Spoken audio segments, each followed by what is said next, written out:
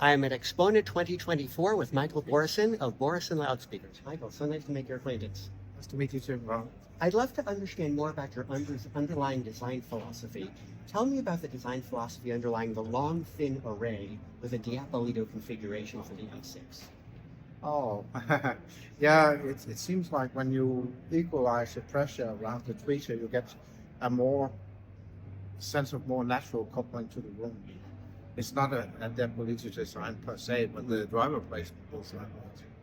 We use a vastly simpler crossovers than what Diapolito described in his original film. So if you look at it from that point of view, it's not resembling Diapolito at all. But the driver configuration is what he came up with quite many years ago. I know part of the membrane sandwich structure of your drivers is carbon fiber. Yes. Why do you like carbon fiber as opposed to some other designs such as either ceramic or diamond crusted? What is it about your driver you think I makes think your driver special? when you look at A little louder. if you look at a membrane for a speaker, it has to have certain qualities. Some of those qualities is that it has to be stiff, it has to be light, and it doesn't have to have any pronounced resonances. So if you go into a ceramic, which is 100% homogeneous, it will always have a strong bell resonance. And that's the sound of the ceramic. That's the characteristic of the material. By using something called spread-toe carbon, where we actually have two layers of UD, but in 90 degrees, shaped out like toes, that's why it's called spread-toe, then we can completely avoid that first order dome bell resonance breakup. And that takes the character out of the membrane. So we get a stiff membrane that's light, but doesn't have that metallic or structural breakup, first order resonance of other membranes. So it's simply much quieter. How do you achieve 20 hertz extension with 6 4.5-inch drivers?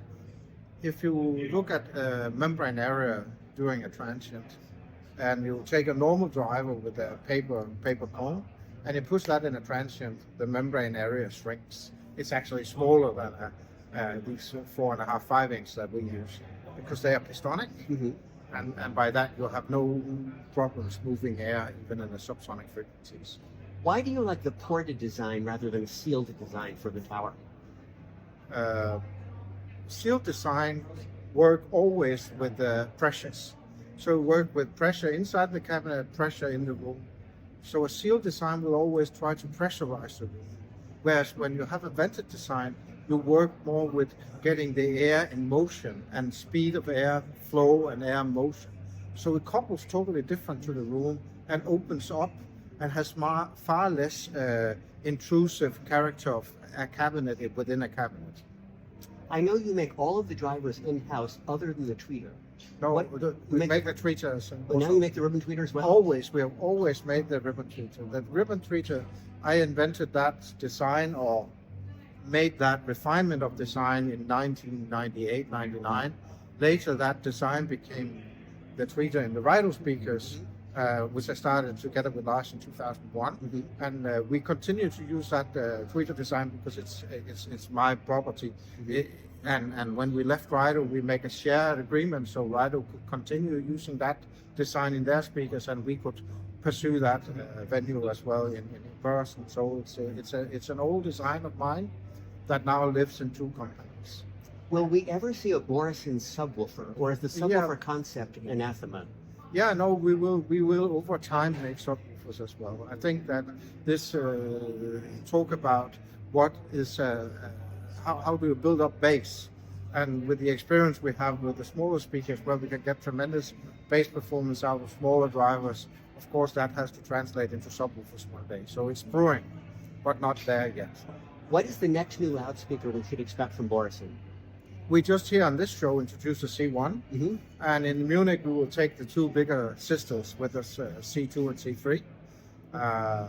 So that will be our next venture into somewhat more exclusive designs than we have on the X series.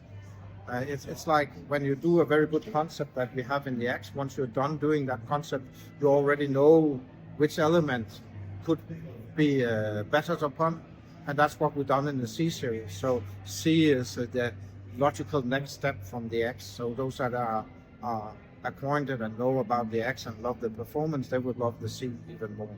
I listen to the C. It's a very big sound. What is the price of the C? The one we have in this room is 16,500, including the stand. Including the stand. So it's still a viable object for most. It's not out of reach, and the performance is, for me, I was very happy when we finished the design of it. Michael, thank you so much for talking with me. You're Great to welcome. meet you.